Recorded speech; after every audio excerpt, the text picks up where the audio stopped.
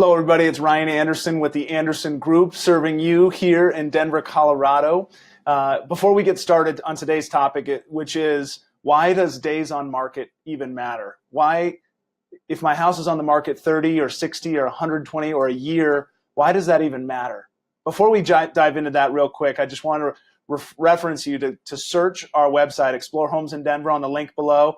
Or if you need to know what your property value is, submit just an inquiry below and I'll do a personal market analysis on your house and have you understanding where your value is right now on your property, whether you want to sell now or later. Let's go to the topic though. The topic is, why does days on market matter? When I'm selling my house, when I'm buying a house, why does days on market even matter? It's just the price, right? Well, as I always like to say, real estate's a lot like a restaurant, especially in our team here. When you go to a restaurant, you've got the front, the maitre d' or the concierge up front or the hostess, and then she brings you back to the table and you sit there and you wait for your waiter and the waiter serves you, and then the chef's in the back and you got the dishwashers, you got the prep cooks, the sous chefs. Everybody has a different job, right? And if your food comes and it's late or it's cold because it's been sitting on that line because they're so backed up and they're so busy and yours just wasn't as important and it got cold, right? It's kind of like real estate. Real estate's that way too. If a house goes on the market, the first 24 hours really in this market is the most important. And then 48 hours, 72 hours is really getting to the point where if you're not getting any showings within 72 hours, you've done something to cause others not to come see your property. Now, there's always some exceptions. Some are further out, some are more expensive. But if you're in that average price range, and in Denver, the average price range is about $500,000, $450,000 to $500,000.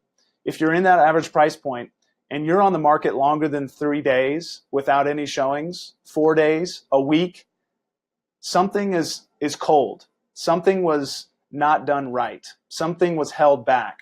And days on market matter for the same reason food gets cold. You don't want to eat it. You say, take it back. You think something's wrong with it. So the strategy to that is a threefold: pricing it right, showing it right, and actually marketing it right. And the thing that you have control over is price. And if you're going to price it so high that it gets so high up there, I guess we could use that reference, it's cold up at the top, right? Like if you're on Everest, it's super cold, versus get it down where it's at the beach, where everybody wants to go, right? Everybody loves to go. And some people get burned because they stay out too long. And some people don't get burned because they put on enough, sunshade. If your house is on the beach, everybody wants to see it. So price it right where it's warm. And I even tell people, price it a little bit below where people think, gosh, that's a great price for this house. So they come running and you create a frenzy. That's what you want. Days on market, if they see that your house has been on the market for 30 or 40 or 50 or 60 or 90 days, they're like, something's wrong with it. It was overpriced.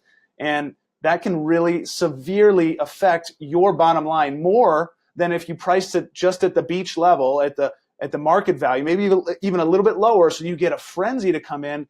And it's like a giveaway for a travel destination. Hey, we're giving away this travel deal for only $99. You buy in, and then you end up spending $1,000 when you get there because you're like, I got here for so cheap. I'll spend more when I get there.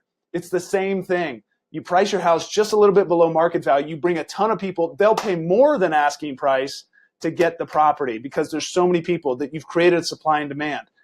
And if you don't do that, you create scarcity, or you create, I don't want to be a part of cold soup.